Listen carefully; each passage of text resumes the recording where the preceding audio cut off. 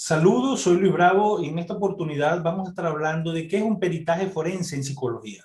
Te voy a explicar las características de este tipo de procesos ligados al ámbito judicial. Cada vez se hace más evidente la necesidad de colaboración entre el derecho y la psicología para el buen funcionamiento del Poder Judicial. La psicología y el derecho tienen en común su objeto de intervención, que no es otro que la conducta de la persona. De hecho, la psicología es una aliada del derecho, pues ante las preguntas de la justicia, la psicología coopera en el foro y mejora el ejercicio del derecho. Uno de los roles de un psicólogo forense es la de emitir informes periciales, es decir, ser perito forense, y el perito forense se va a encargar de realizar una evaluación psicológica asociada directamente al caso judicial encargado en función de su experiencia y conocimientos específicos. En este sentido, un perito psicólogo forense no podrá emitir opiniones personales sin base científica y no debe emitir opiniones profesionales, por ejemplo, de psicopatología. Esto es sin haberlo evaluado de forma apropiada. Además, no debe utilizar métodos inapropiados de evaluación, debe ser imparcial y está obligado a utilizar información contrastada. Además, el informe que emite el perito forense debe ser replicable. Y algo muy importante que siempre traigo a colación es que hay una frase de Brodel que dice: usted no tiene víctima que vengar ni culpable que castigar, usted debe testimoniar bajo los principios de la ciencia. Y esto es una máxima que todos los expertos, los peritos, psicólogos forenses deben tener muy en cuenta para el ejercicio de su profesión. ¿Qué es el peritaje forense? El peritaje forense podríamos decir que es la acción derivada de un reconocimiento técnico de un especialista o varios especialistas que sirve como prueba para un juez o un tribunal. El objetivo de los peritajes forenses es ayudar y facilitar la labor de los jueces y tribunales, es decir, se trata de poner a disposición judicial los conocimientos técnicos de un experto en forma de informe y testificación oral. Hay que hacer hincapié en que los peritajes forenses no son vinculantes para el órgano jurisdiccional, pero a menudo son una herramienta muy útil para los jueces en el esclarecimiento de algunas dudas que se le puedan plantear sobre el caso que están juzgando. Por poner un ejemplo, en psicología, destacan los peritajes forenses psicológicos en el área del análisis de la credibilidad de los testigos, así como peritajes realizados en víctimas de abuso sexual infantil. En la mayoría de los países latinoamericanos, la ley que regula la emisión de los peritajes forenses son los códigos procesales penales o códigos adjetivos penales y algunas leyes especiales que tienen los institutos de ciencia forense o los institutos de medicina legal. ¿Quién pide este servicio? Normalmente son dos las vías por las que un psicólogo puede ser contactado para realizar un peritaje: a instancia de parte, tanto por parte de la acusación como de la defensa, o a instancia de jueces, tribunales o interesados. ¿Cuáles son los temas tratados? Son varias las razones por las cuales se puede necesitar de la elaboración de un peritaje forense por parte de un psicólogo. En términos generales, existen dos grandes áreas en materia judicial que van a delimitar las temáticas que son susceptibles de requerir estos peritajes: los peritajes en el ámbito civil, familiar y laboral, y por último en el ámbito penal.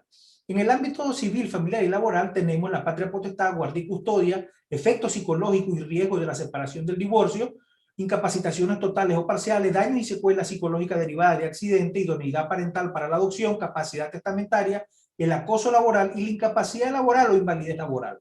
En el ámbito penal tenemos la credibilidad del testimonio, delitos de violencia doméstica y violencia de género, evaluación de imputabilidad, donde aquí se hace una investigación en las capacidades cognitivas y volitivas, secuelas psicológicas y victimológicas, acoso escolar, abuso sexual infantil, delitos contra la libertad sexual, peligrosidad y reincidencia delictiva.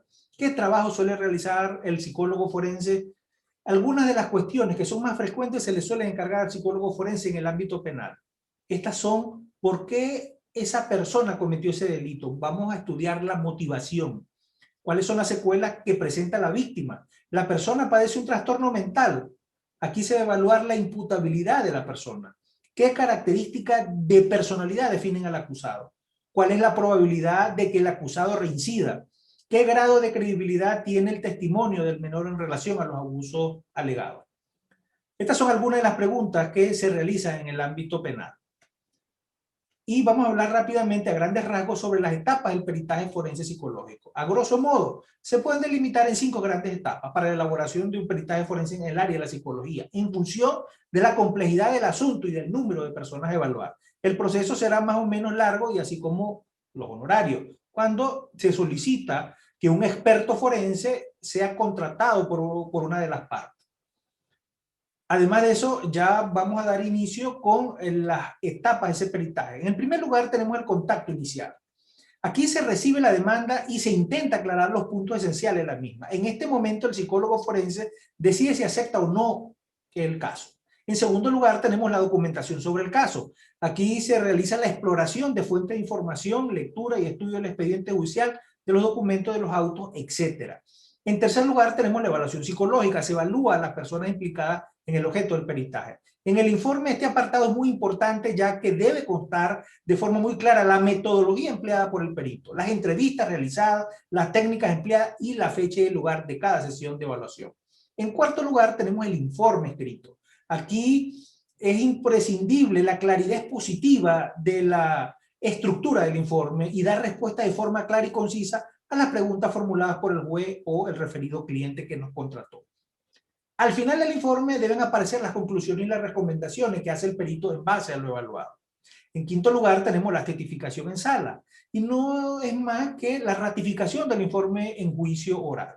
Es habitual el interrogatorio al perito por parte de los abogados, incluso se puede producir el careo, que es el interrogatorio con otro profesional de la psicología que normalmente mantiene una postura distinta a la nuestra, a nuestro informe.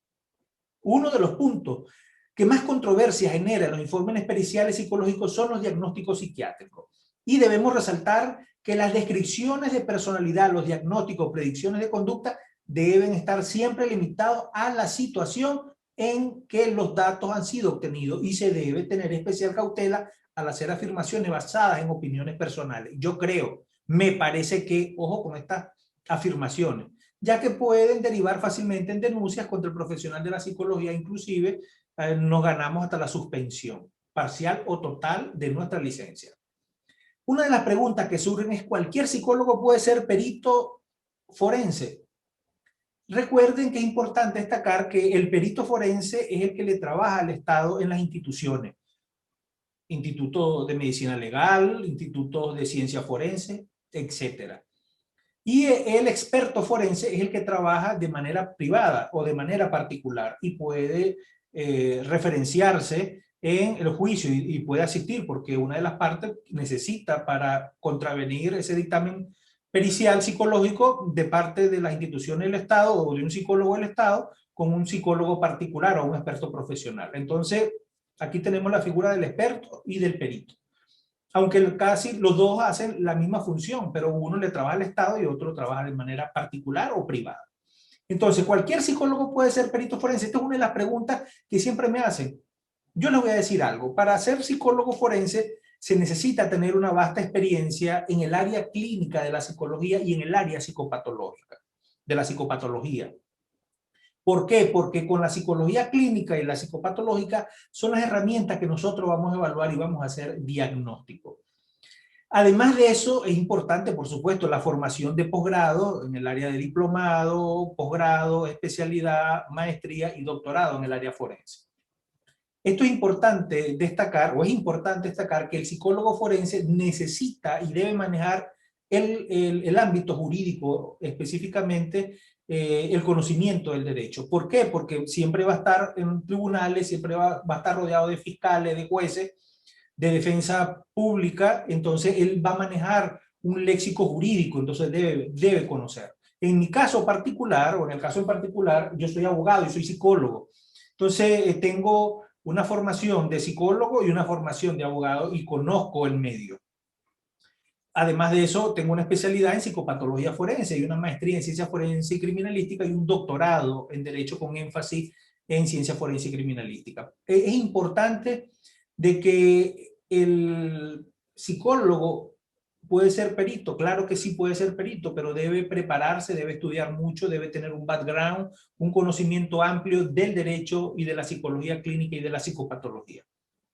Soy Luis Bravo y nos vemos en una próxima oportunidad donde estaremos hablando sobre estos temas interesantes. Recuerden, el cerebro es el único órgano que se estudia a sí mismo.